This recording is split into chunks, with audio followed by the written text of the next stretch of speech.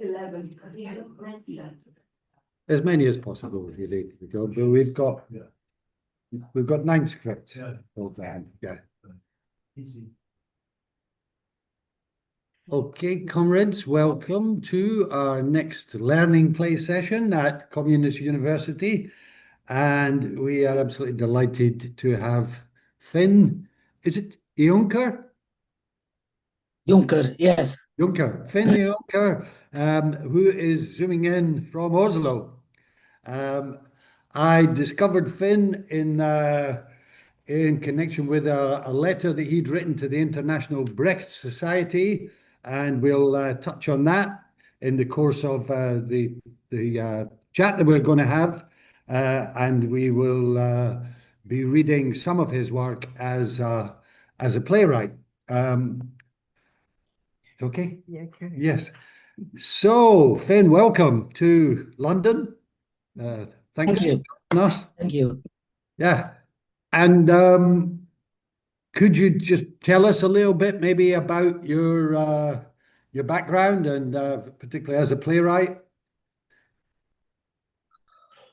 Yeah, so I started writing for theater around 1990, 1991, for small experimental theater in Bergen, in Norway. And then I went to school in Amsterdam called Das Arts. It was led by Ritsa Tenkate, who was a famous theater producer at that time.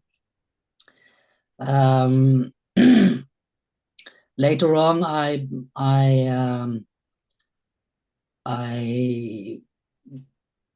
came across Bertolt Brecht. I had read a little bit about him, but at the time I was more fascinated by Heiner Müller, another German playwright.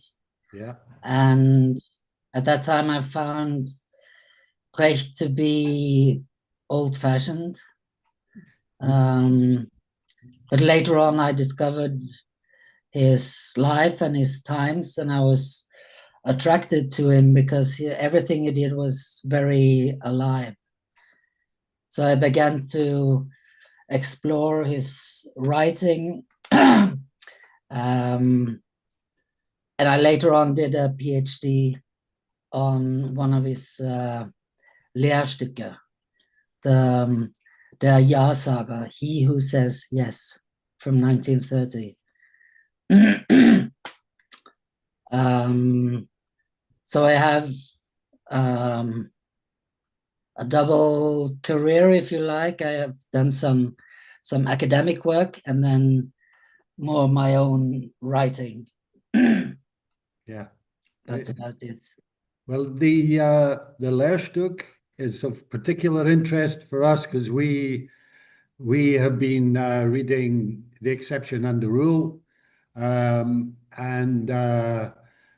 this idea of the play being almost more for the people who are performing it, for more as a learning experience for them than something that you're presenting to an audience, has certainly been working over the last few days. That's what we've been geared towards.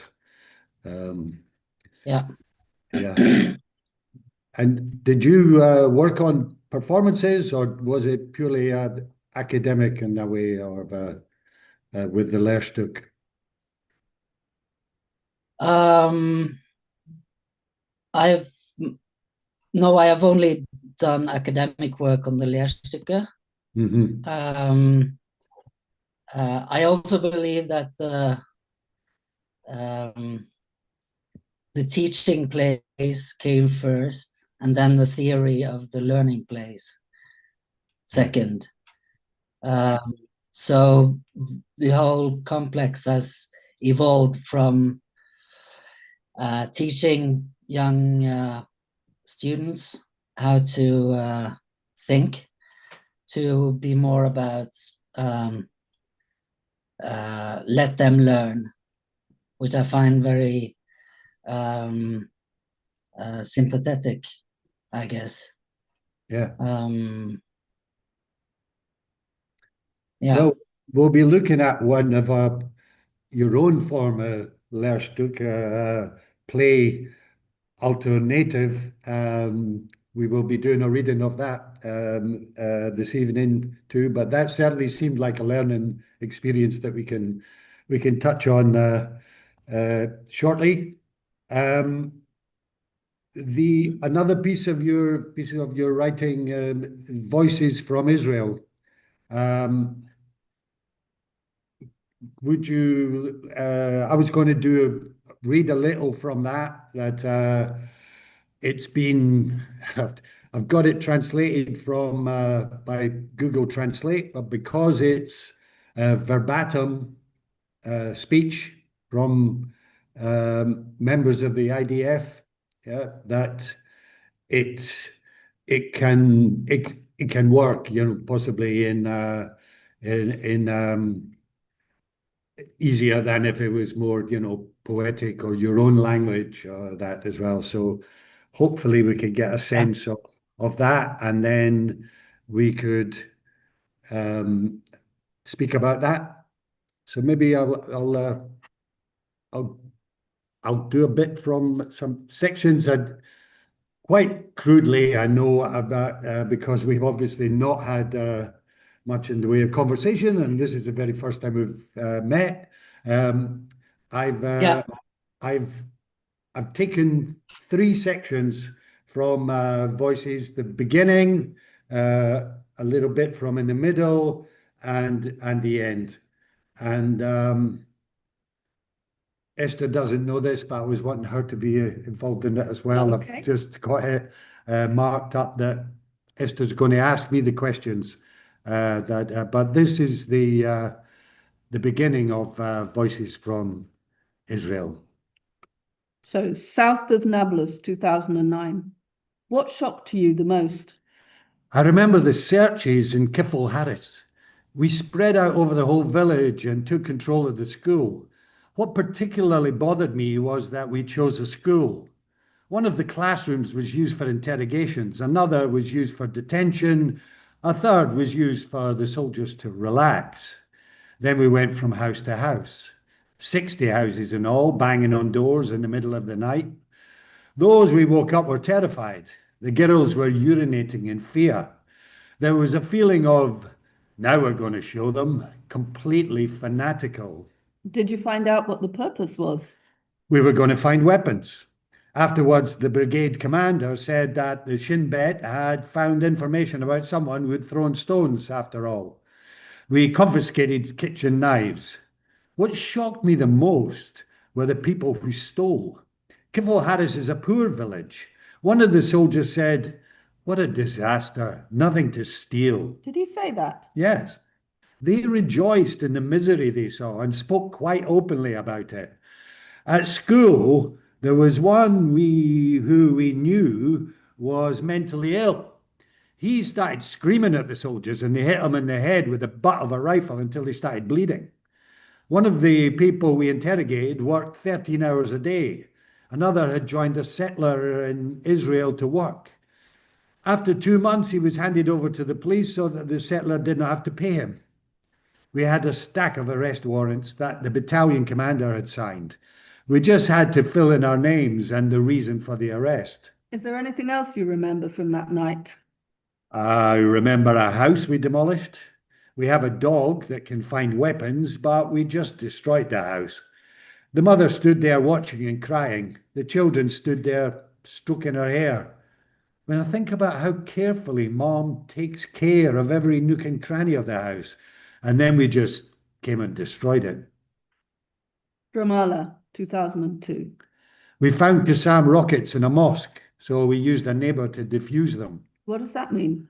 We knocked on people's doors and found someone who would go up the minaret and get the rockets for us. I think it's standard procedure these days to use a neighbour. This guy was retarded. Do you get Palestinians to secure explosives? Why don't you use the robot? Yeah, but it takes a long time to transport it to where you want it. Either you bring a tank and shoot at the mosque, or you bring a neighbour. And you brought a neighbor. Yes. We said, go up the minaret. There are some pipes there. Bring them down to us. Weren't you scared? Yeah. The bombs are usually very low tech. One little mistake is very dangerous. If you have a phone with you, it's very dangerous. Static electricity is very dangerous. I don't want to be near those explosives for no reason. Gaza Strip, 2008. There was an operation that I heard about from another company. A woman had been blown up, limbs and intestines up against the wall. But it wasn't on purpose. They had knocked several times and no one had opened. Then they decided to use explosives, and just then she decided to open. Then her children came. I heard about it during dinner after the operation. Some said it was funny, and everyone started laughing, that they had seen Mom on the wall.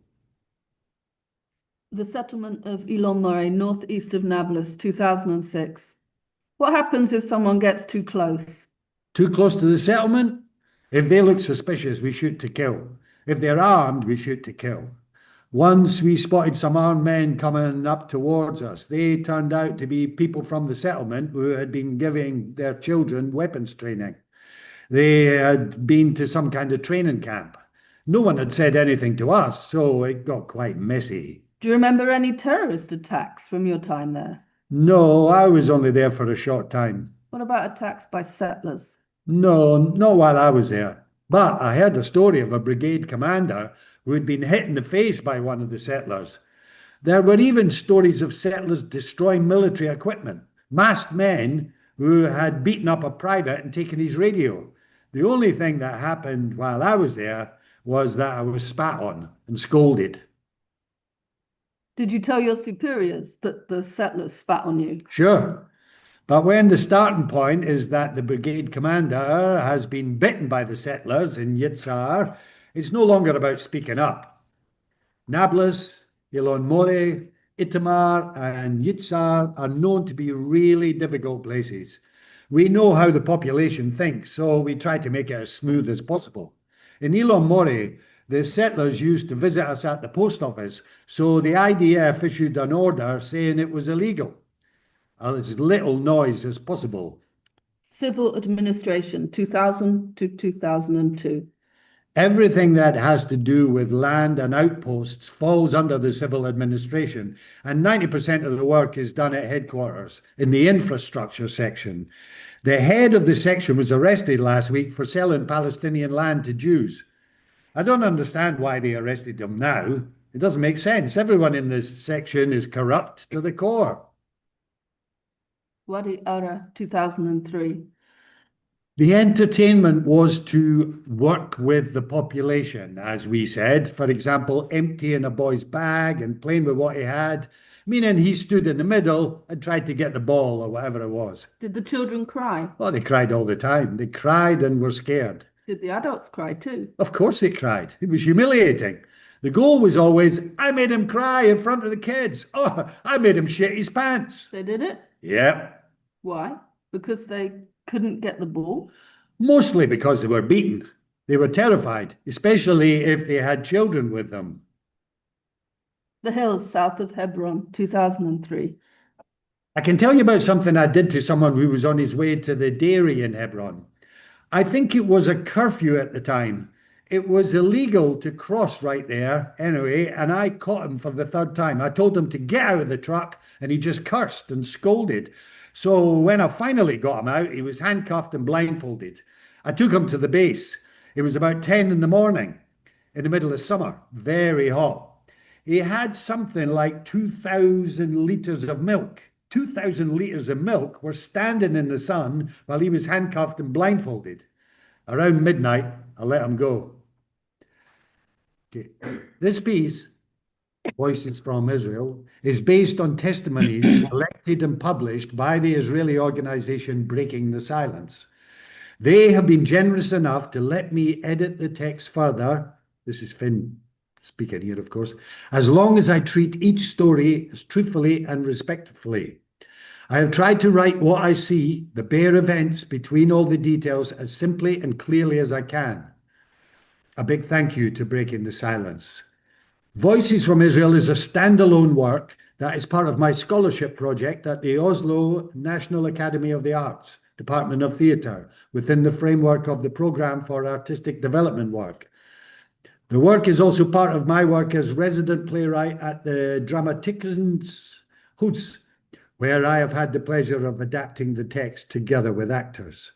The primary source of the work is Breaking the Silence, our harsh logic, Israeli soldiers' testimonies from the occupied territories 2000 to 2010. The book contains 145 numbered testimonies, and some of the events are up to 17 years old, but there is no indication that the Palestinians are better off today. The facts on the ground have changed, however. For example, Bruchin, which in Part 7 is referred to as an outpost, is now a settlement with about 700 inhabitants. Voices from Israel are described as prose, because I hope that more readers will find them. Finn Iunker, Oslo, 4th of August, 2017. I only realized this afternoon it's 8 years ago to the day that Finn wrote that. So Finn, is that the first time have you heard it spoken in English before? Yes, I think so. Yes,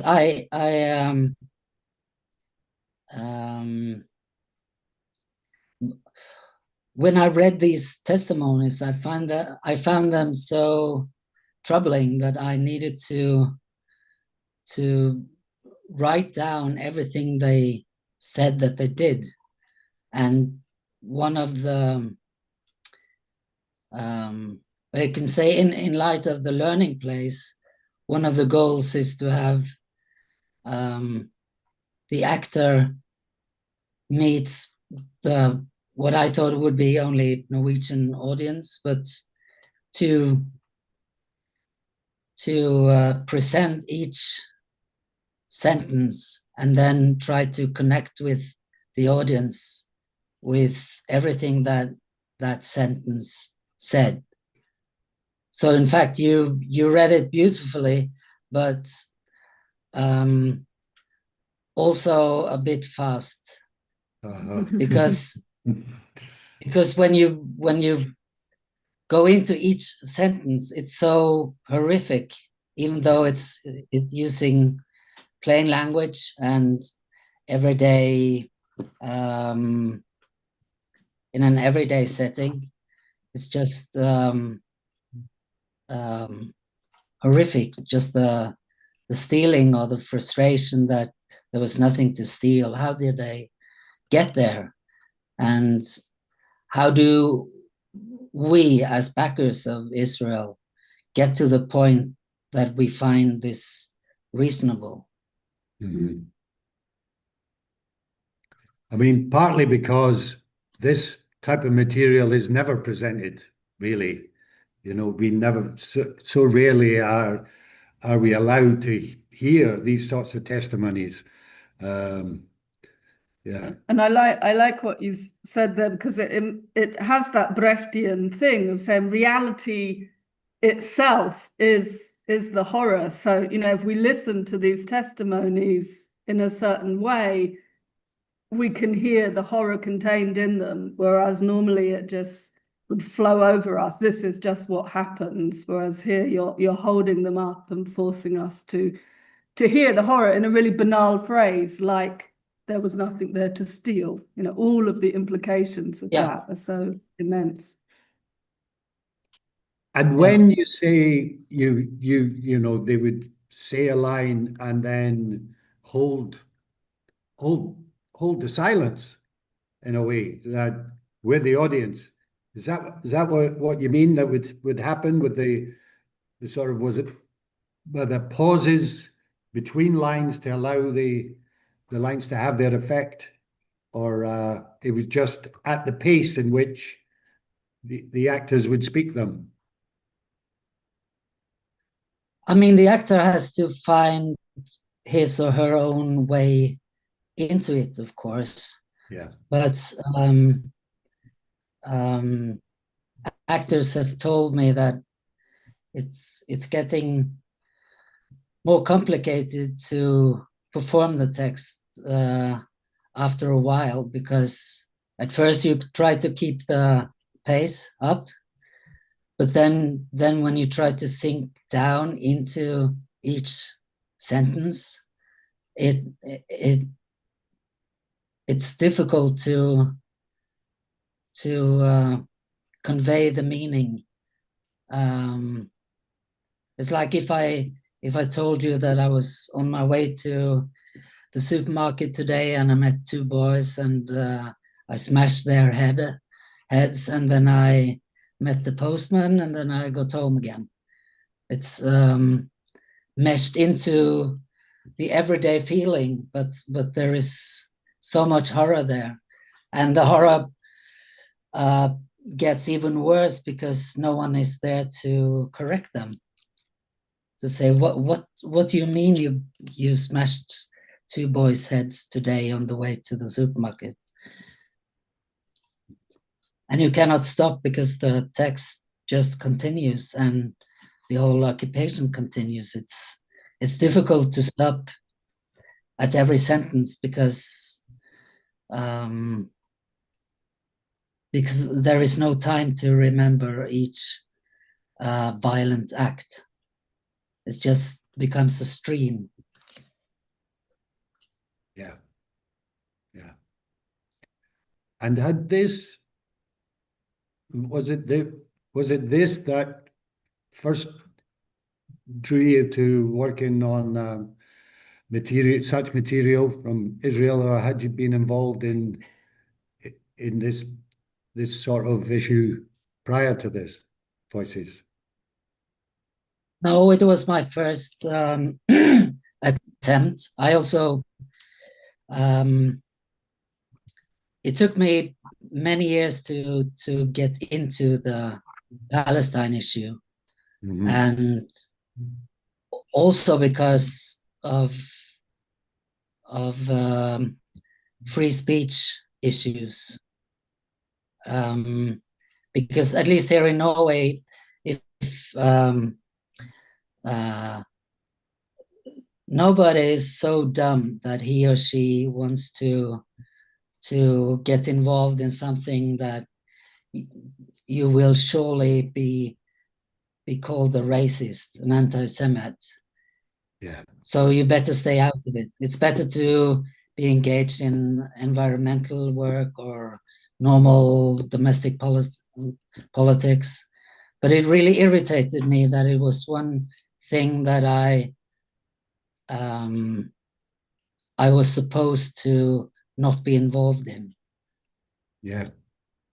So I thought I had to be involved, one way or the other. And in many ways, this is an easy way into the violence, because I'm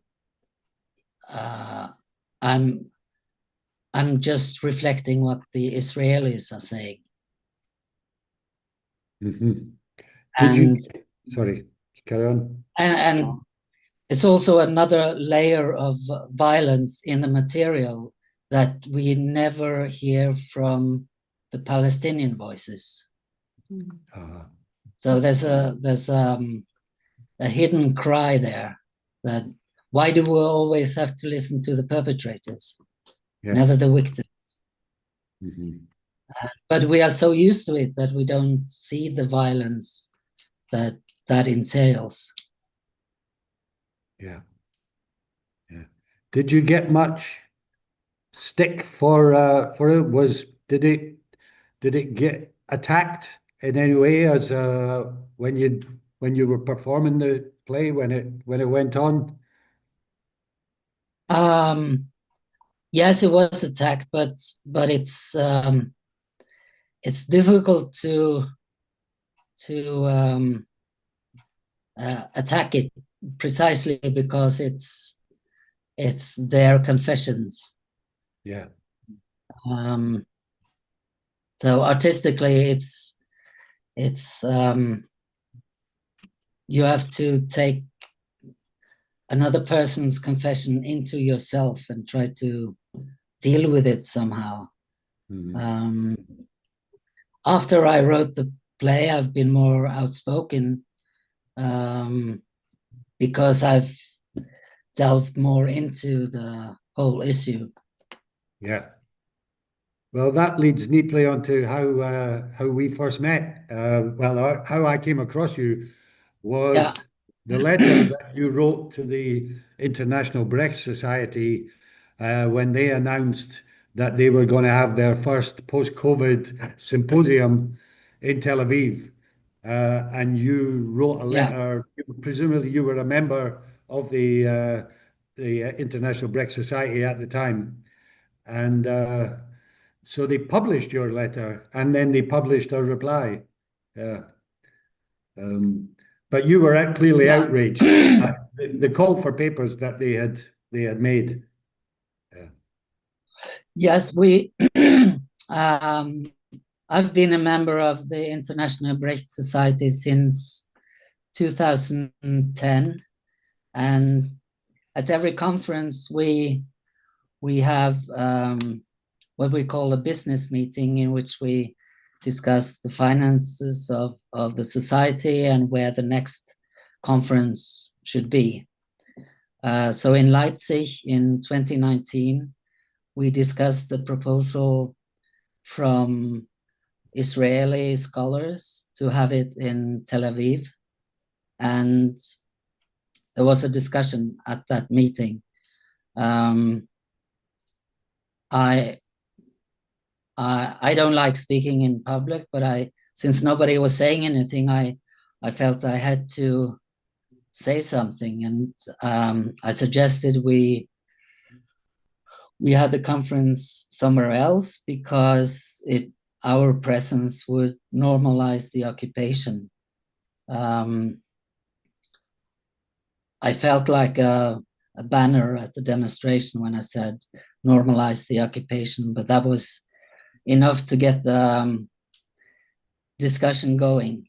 And I think we were half against and half in favor of Tel Aviv. But I was the only one who used terms like occupation, apartheid, racism. Brecht washing. So that was good. Yes, later I called it the conference an attempt to Brecht washing. Yeah. Yeah. But it was decided in Tel Aviv. It's okay, carry on. I was just going to say it was decided to have. Yeah. The letter you got back from them was just ludicrous, it seemed. And these are intelligent people, obviously. But them comparing into Brexit, that saying we went to Oxford, and that when Brexit was happening, and none of us would have supported Brexit, but it didn't stop us from going to Britain. I mean, considering, did they not see them? They don't see themselves as completely crass, and that how they could compare Brexit to the occupation. Staggering. Yes, and the Brexit vote was actually happening at the last days of the conference in Oxford, but nobody paid any attention to it at the time because we were discussing Brecht and what does Brecht have to do with Brexit. Yeah. Anyway, it was decided to have it in Tel Aviv, and I felt compelled to try to warn my colleagues about going there, and I was positively surprised that this small magazine, Communications from the Brecht Society, that they wanted to publish it, which I found and still find positive, at least. Because in Leipzig, after the discussion, people came up to me and said, "Oh, thank you for saying what you said." And I first felt I got irritated because why would you have me be the only one who mentions these words like apartheid, racism, occupation? But I Yeah. also realized that academics in Germany and the United States, they may not be as free as I am, but to say what they think. But that freedom that I have is also compels me to say what needs to be said. And so I wrote this letter, and it was published together with a reply from the president of the Brecht Society. I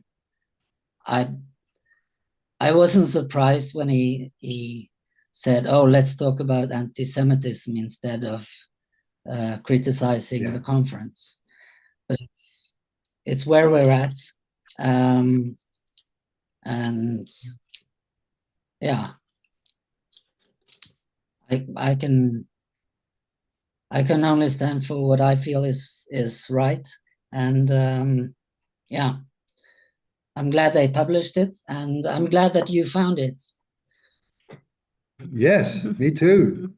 And I'm glad that you introduced me to the whole idea of Brecht and Benjamin's plans for what they called Diderot Gesellschaft, um, a Diderot society of an international collection of radical artists and writers and scientists, possibly even as well. That they were seeing that as the necessary and cultural antidote to what was happening with what they called the fascist aesthetic. Yeah. Yeah, Brecht and Benjamin, um, they had their own idea for a magazine which they called Krise und Kritik, crisis and criticism.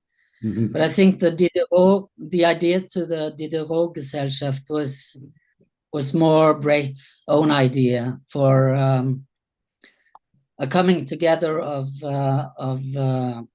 radical artists from around Europe, film directors, actors, writers, poets, and the idea of the Diderot Society, I think, also inspired the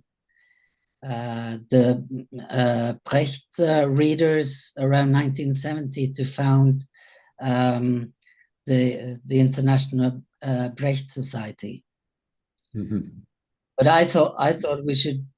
But that is an academic society, Yeah. like you have for many writers, Thomas Mann Society and Schiller Society, etc. But perhaps we can take Brecht's own idea further and build something like the Diderot group today to have artists come together and discuss and make things together. Absolutely. It was nice. A little heart just flew through your face there.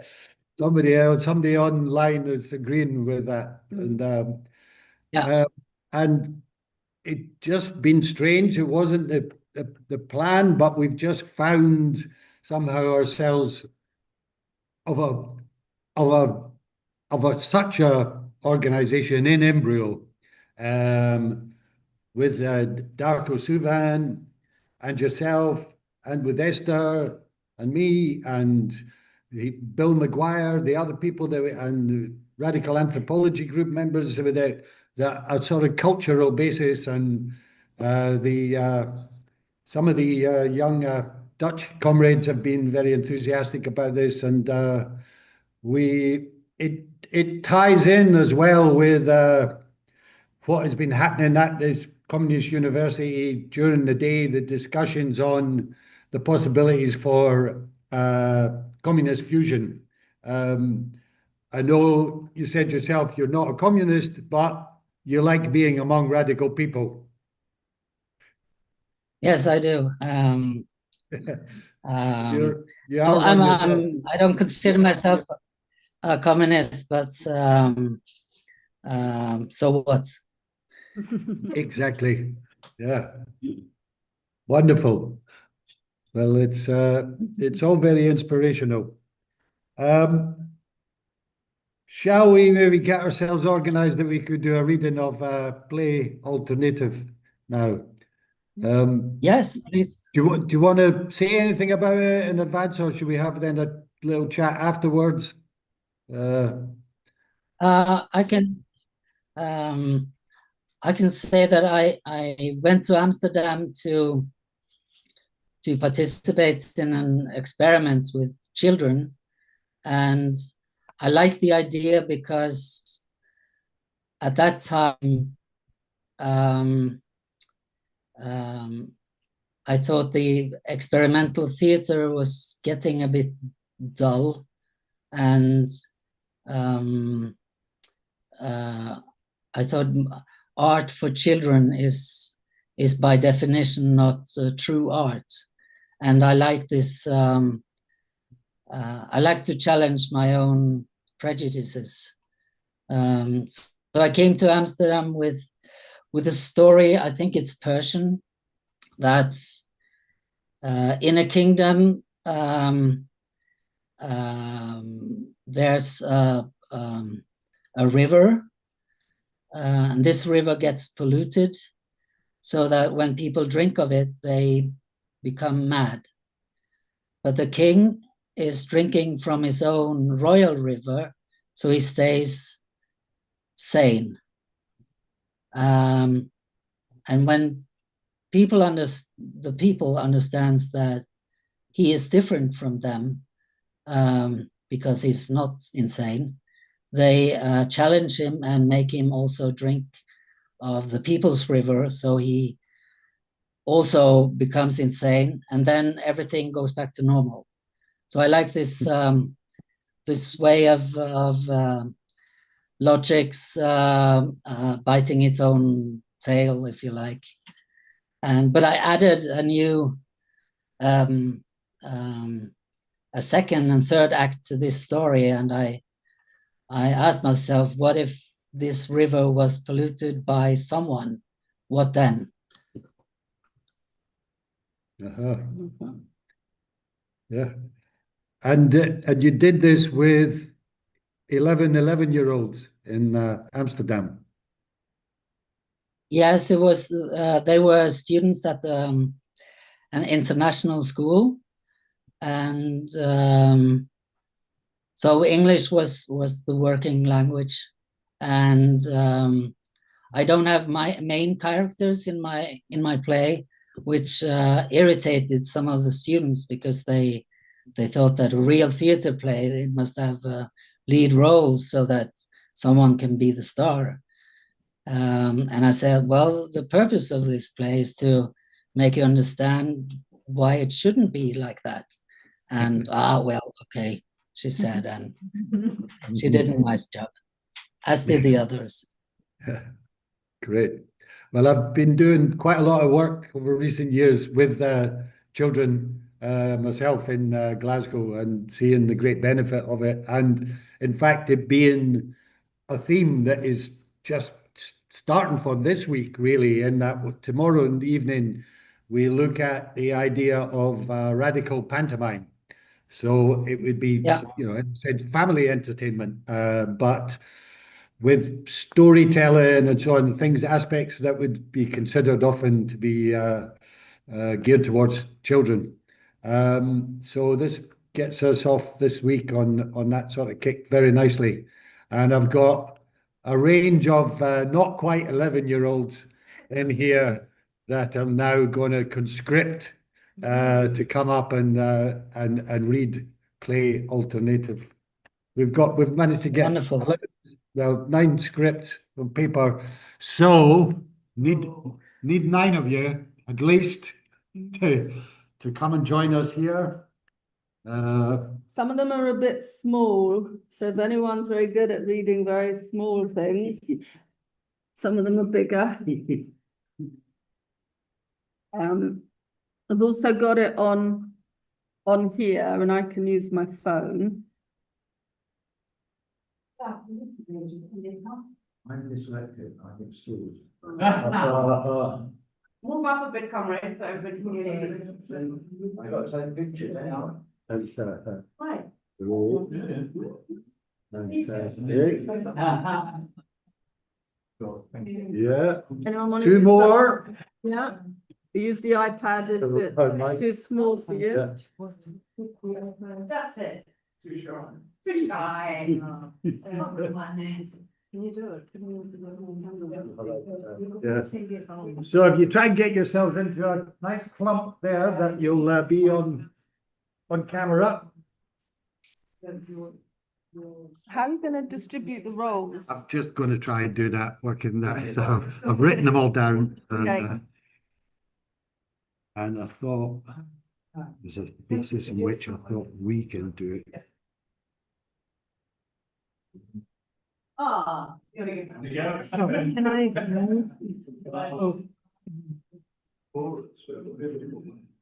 doesn't look right. You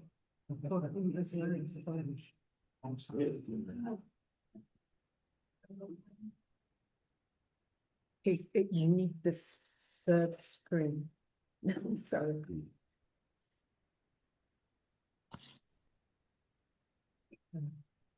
This is on, but it's on.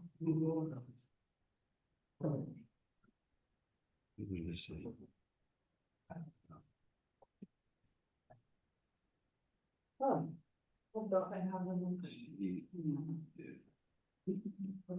Yeah, apologies if they're not great reproductions.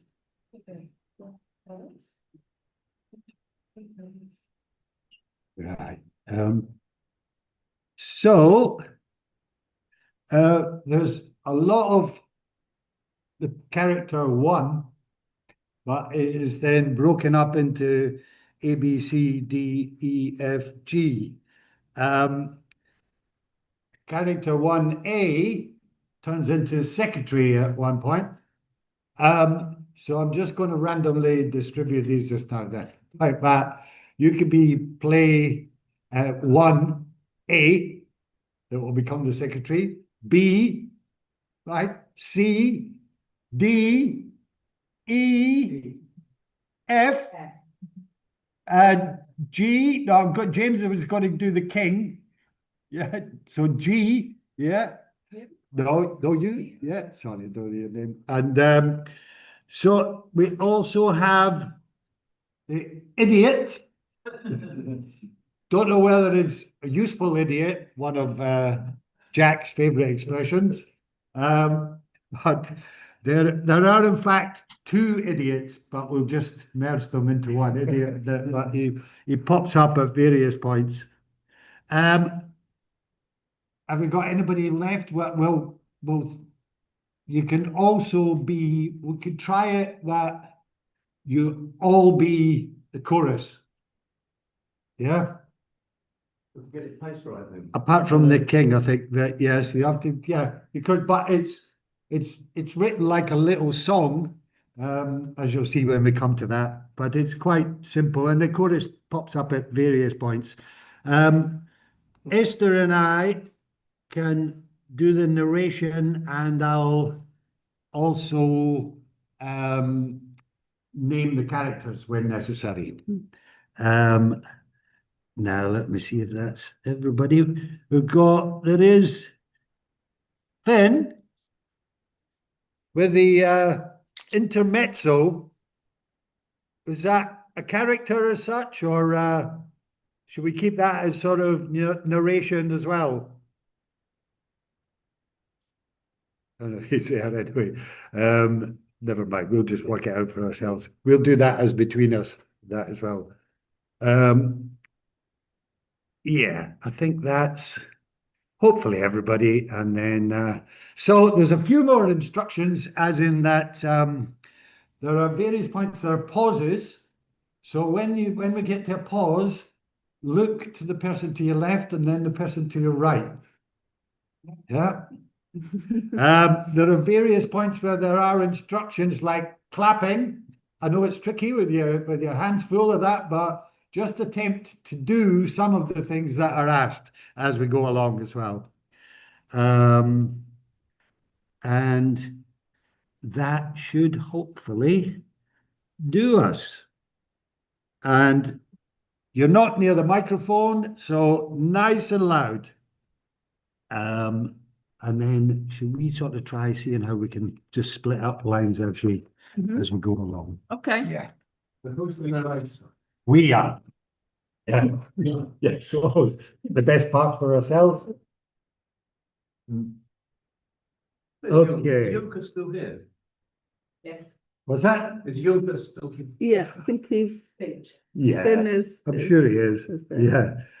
Okay. Play alternative, and we'll get our reasoning behind the title of the play from him afterwards.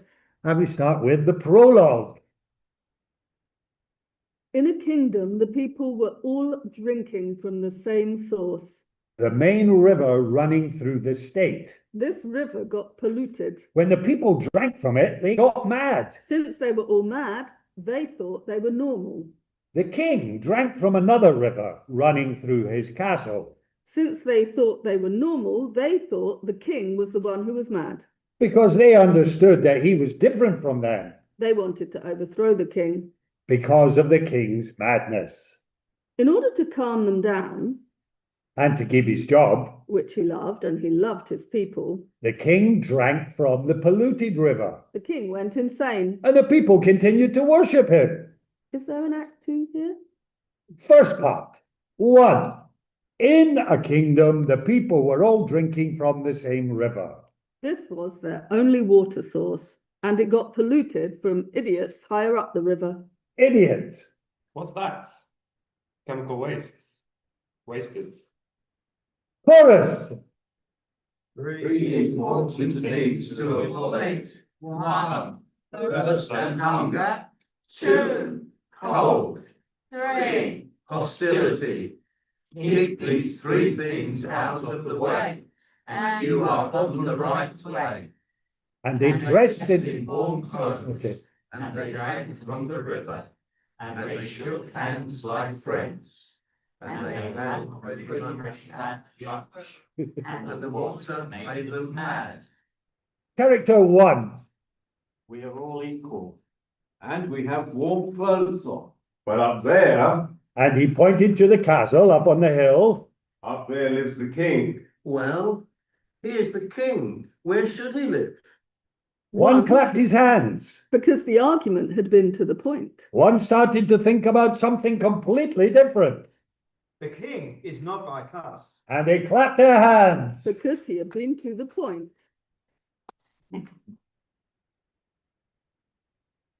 Since we are all equal, and since the king is not like us, then the king is different and mad like hell and not equal, and it stinks. And they clapped their hands.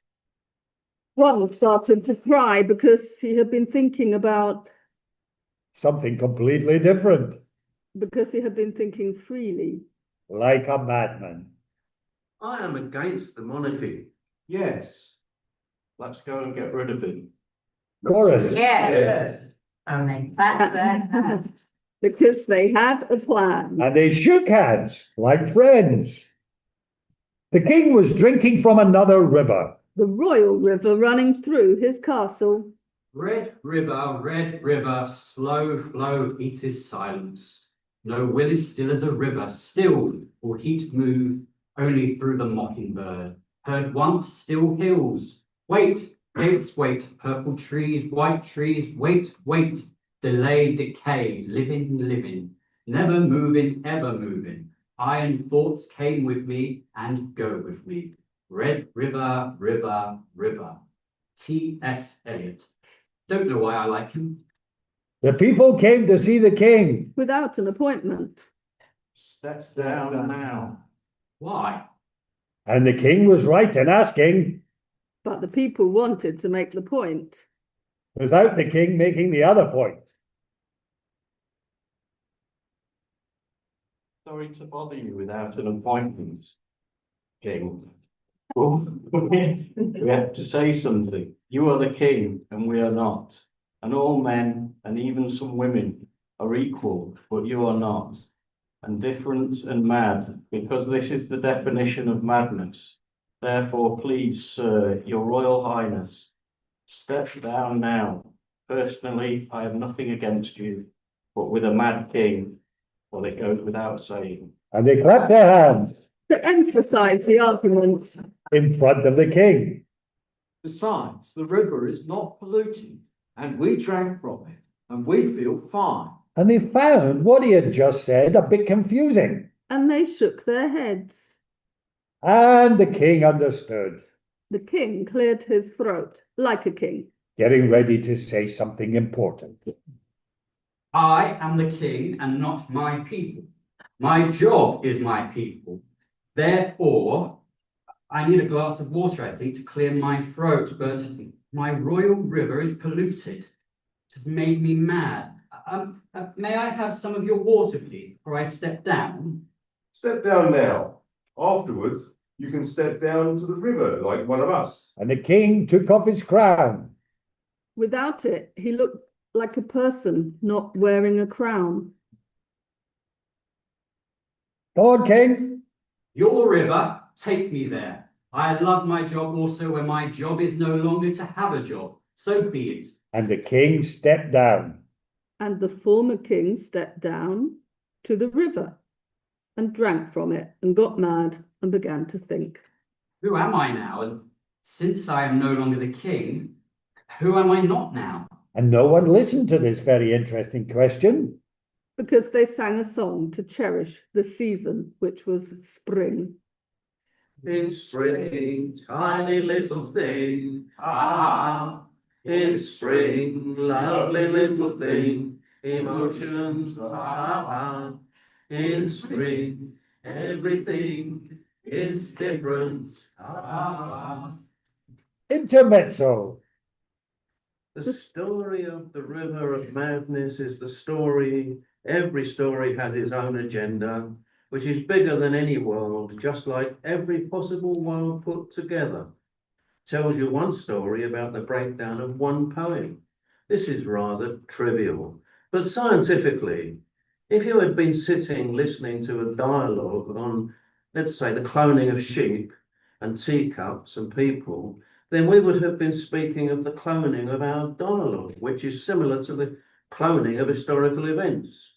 If you're willing to clone objects, and in this sense a human being is an object, then you are willing to clone everything, also ideas, also concepts, also things which we are not sure ever happened, and other similar historical events or facts. Marx says that history repeats itself. I haven't read anything of Marx. I'm 11 years old, but how could he be so naive? Every moment is real. I am no repetition. I'm standing here in front of you. Now, it is far from trivial. Alternative to first intermezzo. Pam, go on. And it was okay now. And the former king, now no one in particular, was sitting by the river with someone. And they didn't say a word. And the someone thought of how much he had, for instance, one wife, 2 or 3 books. And the former king thought of how little he had given up, for instance, no wife and 200,000 or 300,000 books. And the once king thought of his never wife for a few seconds, and his head was full of questions. And he didn't say a word. And they looked at the beautiful river, and it was okay now. Second part. Idiot. I have to see the king. You have an appointment? Yes. We haven't had a king for a long time. Why do you lie? Idiot is depressed. Well, it seems important. There's someone to see you. I'm now a regular dentist. If he has a toothache, I can make the pain go away if he has an appointment. I'm afraid you need an appointment. I would like to give a piece of information to the head of states, because the piece of information concerns the states. So if you have no king, fine. If your king wants to be a dentist, fine. Just take me to your president or minister of foreign affairs or prime minister, whatever. Just take me there. We don't have any of those things. We are all equal. Your society is completely ridiculous. Don't you ever come here, stranger, and tell us how to organise things. Idiot is depressed. I'll see what I can do. Just a moment, please. We need a president or a high official of some sort. It is against the law. We are all equal. Even if we could make up a president, we have no apparatus to elect anyone. We would have to set a date for the election and find at least 2 candidates and make campaigns and make up some slogans. And any president would not be equal, and that is impossible. But we still need a high official of some sort. And they didn't have a solution. And they needed a solution. We cannot elect anyone not equal. We cannot see the person you have come here to see. Then I'll go back. The information is important to you, not to me. I know it already. One moment, please. People, human equal beings of the state, we have to do something. What? And they were thinking hard. We'll find a secretary who can act on behalf of the president, which does not exist when he is not here. And now the president is not here because he does not exist. And they saluted the plan. Because it was a brilliant plan. Anyone? Step forward now. Come on, Matt. Number 1. I'll do it. E. Oh, you are now the secretary. Act on behalf of what does not exist. Right, Matt, you're now the secretary. Hello, I am the Secretary of the State, which exists. I'm a pretty busy person. What can I do for you? I've watched this theatrical spectacle not without interest. I have to tell you something. Can we have a chat alone? Pause. No, this is how we do things here. Everybody gets all information, good or bad. Speak. Your liver is polluted. I see. Listen, I have another meeting in 5 minutes. Why don't you make an appointment with my... Pause. Look left, look right. The secretary has no secretary. And it is difficult enough as it is to invent one secretary. Okay, how do you know? This is a confession.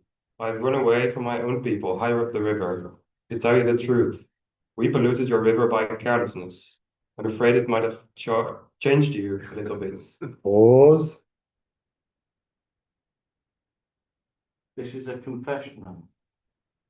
Since this is inhuman to poison someone's drinking water, because drinking water is essential, it's a crime, and you were part of it, we should sentence you to, I have no idea how many years in prison. Pause. But I like you and your honesty, and we don't have any prisons, because any prisoner is not equal, and that is not possible. Pause. But there is nothing wrong with our river. Our water tastes good. It doesn't smell strange. It tastes good. It doesn't make you feel funny in your head. No, it makes us feel strong. Something did happen to the river some time ago, but that makes us stronger and healthier. Everything works perfectly here. Don't we look healthy?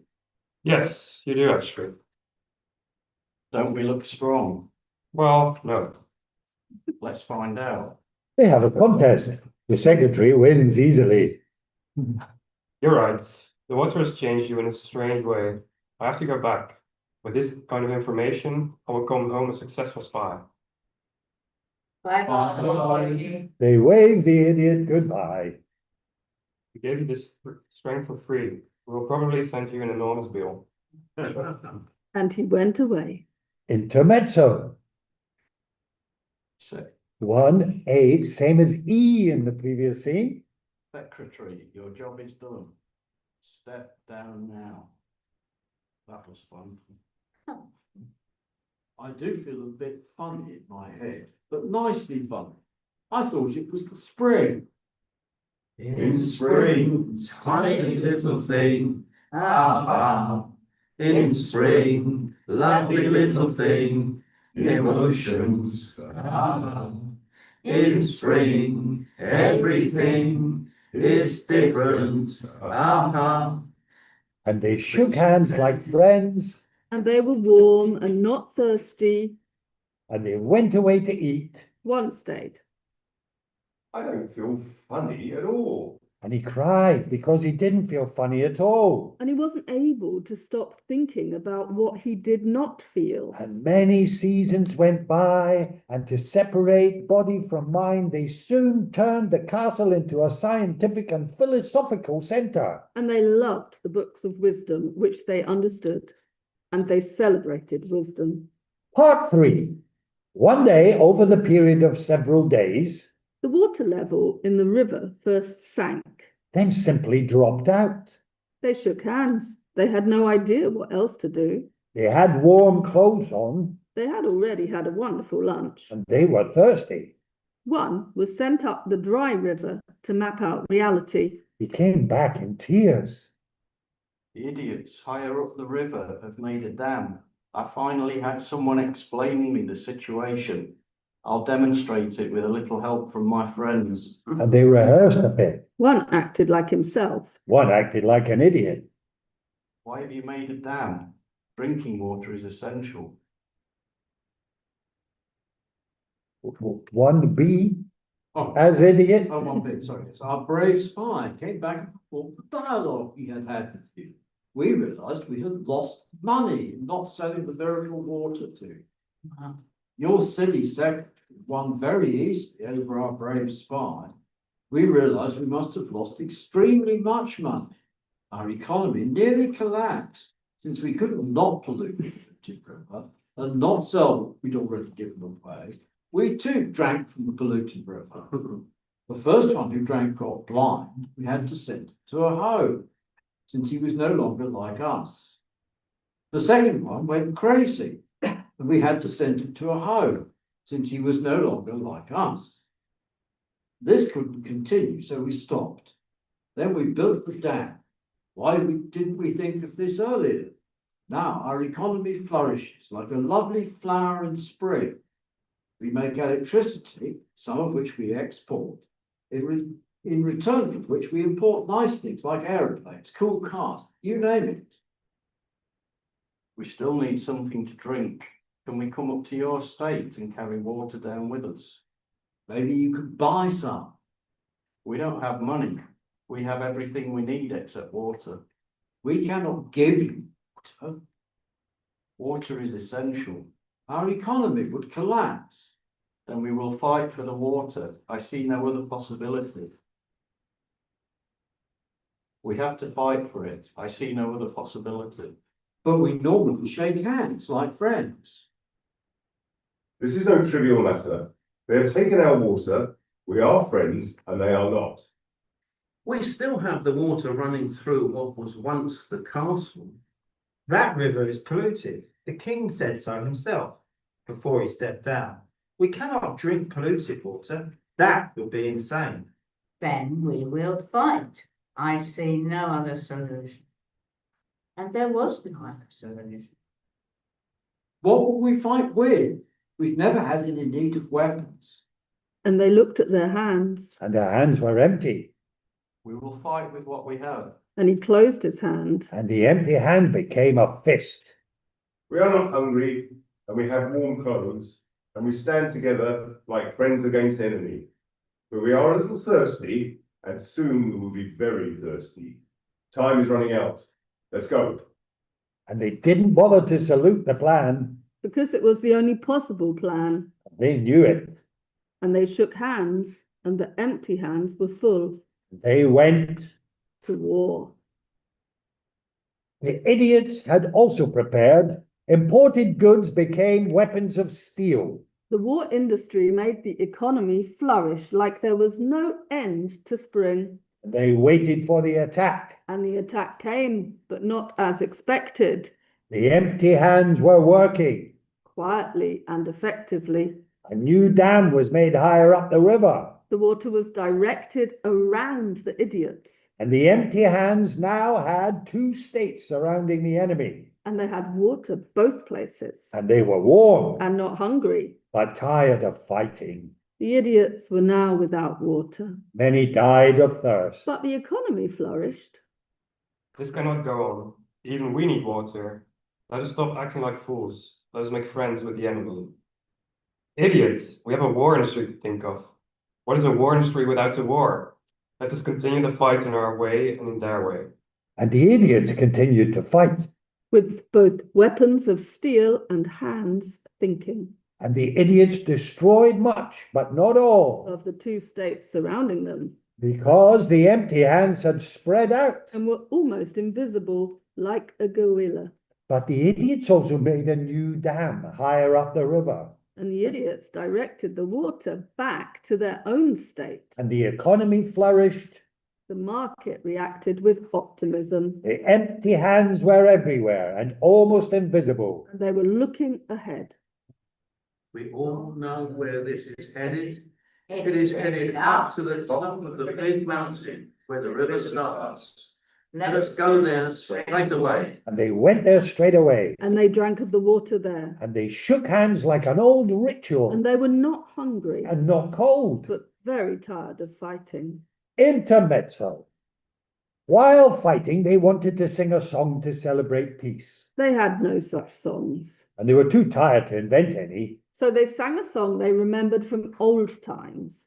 When peace was not yet a concept they had any need of. And they sang it to try to be able to think about something completely different.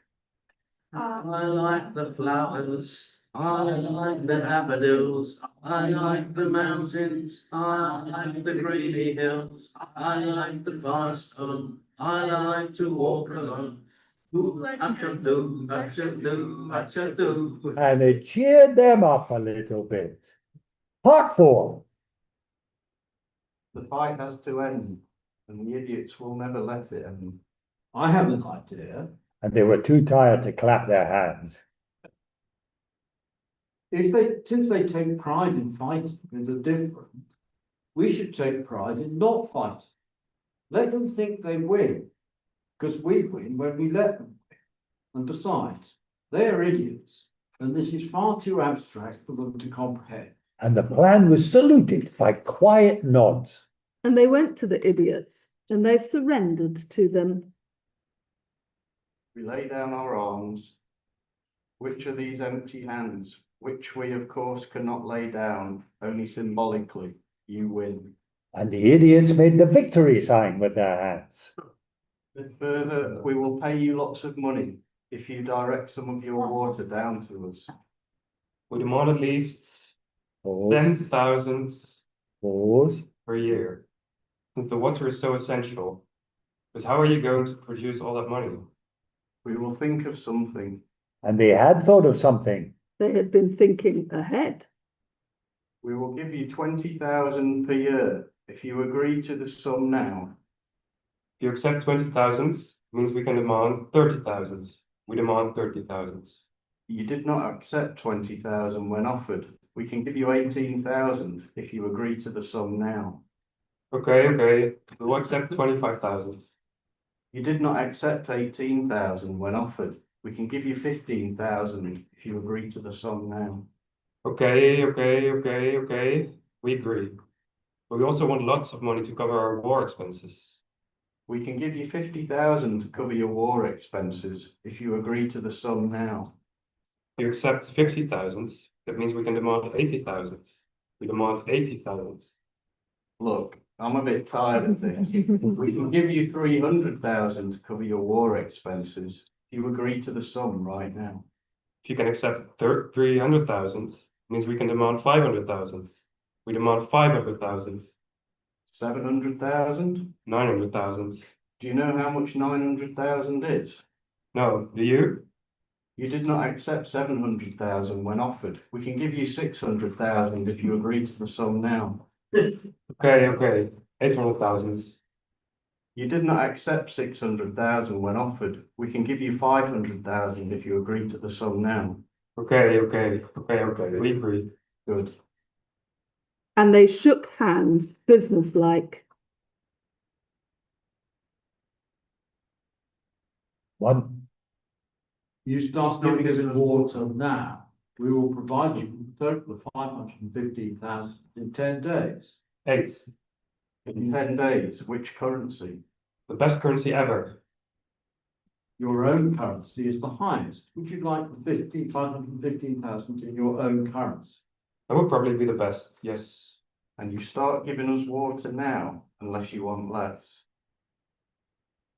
That's money. Money. Okay. And they shook hands, businesslike. And they parted. Why 500,000? I didn't dare go higher. And the next 9 nights, everyone was working very hard And very quietly and effectively in the money factory of the idiots. without the idiots noticing it. On the 10th day, The 515,000 were paid over to the idiots. and the idiots were happy and never fully realized the mechanism. Pushing too much money too fast into the economy is making it short circuit, It is a tiny collapse. which can grow. And it did grow. And their economy collapsed and their society vanished quickly. And the mad people, who didn't care if they were mad or not, Thought, what a waste. and we ask for what this fighting, We place a finger on our lips, and they shook hands friendly, and they were warm, also in their hearts. and they were not thirsty, and they were hungry. So they went home and spent all the time they needed to make a wonderful meal, And one started to cry of joy. because now he could again think about something completely different and freely. Like a madman.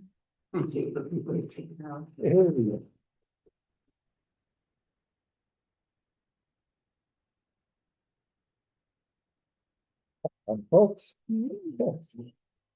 Right.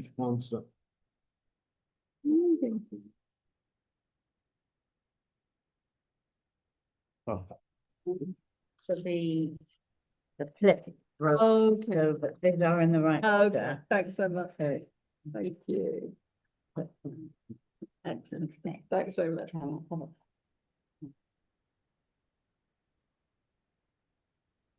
When the weekend I got this play from Finn, it was the weekend where they had all of those protests in the United States with Trump about no kings. That very weekend, I thought, here we go again.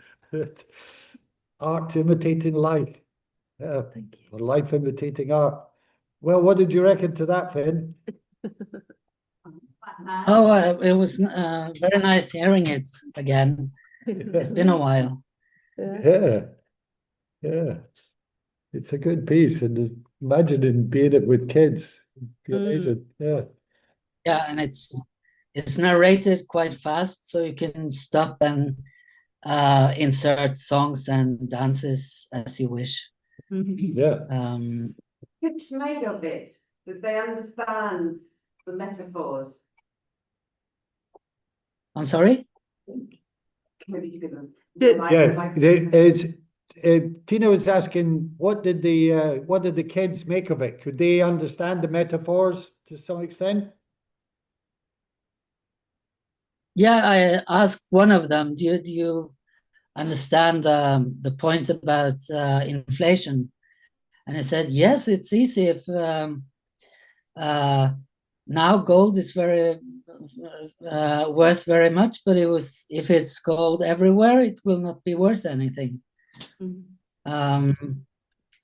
Some of the parents didn't like the play because I'm playing around with concepts like all men are equal and even some women, and they were furious about it because they thought I was teaching them wrong stuff. But the kids enjoyed it. Well, actually, some of them thought it was too childish. I think when you're 11, you want to, you're tired of being a child. So, but it was done later in Portugal with 10-year-olds, and that worked better because the children could see a funny story, and the parents could see the analogies and well, the more allegorical levels. Yeah. Well, I could hear the years dropping away from our cast. Yeah. So it's better with 10-year-olds than 11-year-olds. Yeah. Mm. Yeah. Does anybody else from the audience any thoughts or questions or anything?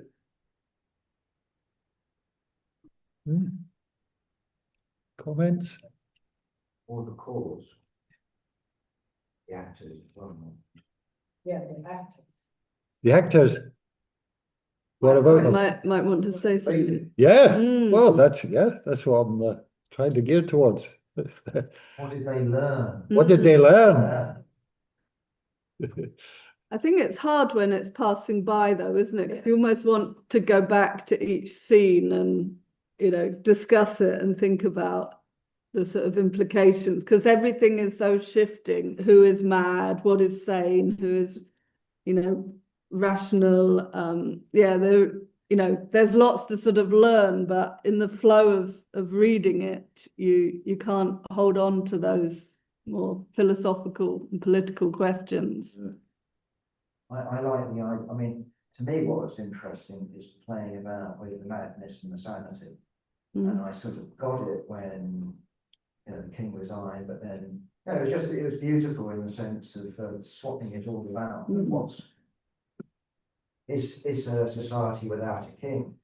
Is that sane? Yeah. You know, it's a society with a king mad, that's the normal society. So yeah, I just thought that's quite an intriguing way of looking at it, and also on the level of pollution. You know, does pollution make you sane, or does it make you mad, or something along those lines? But yeah. Yeah. Absolutely. It makes it all very fluid and slippery. Yeah. Well, they're really mad. Oh, that's really my point. Yeah. Who is the mad one? So mad is different. Social construct. Did you write it while in Amsterdam with the kids there? Was it, you know, something that you brought with you from home? No, I I only had the first story, which is now the prologue, and I developed it together with the children. There are many lines in the play that they that made them dance and sing, like the sentence "Take me there." I think it was a big hit in Amsterdam at the time. Some song about "Take me there." I would like to go there. So they started to sing when they saw that line. Also, it was a song that they liked about I like the flowers, I like the daffodils, so I took that in. Yeah, I know that from Woodcraft folks sing that song. Is that some sort of progressive folk song, isn't it? Yeah. And it was fun to discuss with them what constitutes a person with power. It's, in a way, we just accept that a person with a crown has different authority, but when that person does not have a crown, it just looks like a person without a crown. And what does that mean?